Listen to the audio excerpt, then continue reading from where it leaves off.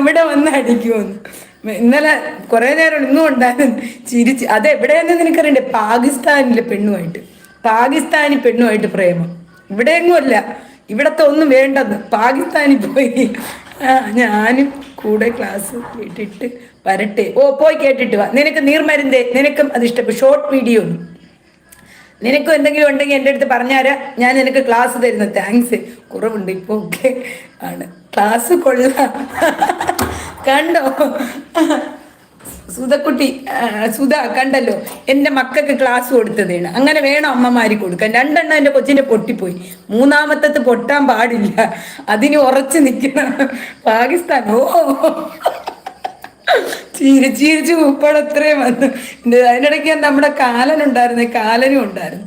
ദേ എല്ലാരും വാ, എന്താ താഴെ ഇരിക്കുന്ന അതിന് തേപ്പ് കിട്ടിയാലും അവൻ ഇവിടെ വന്ന് പറയില്ല നാട്ടുകാരോട്.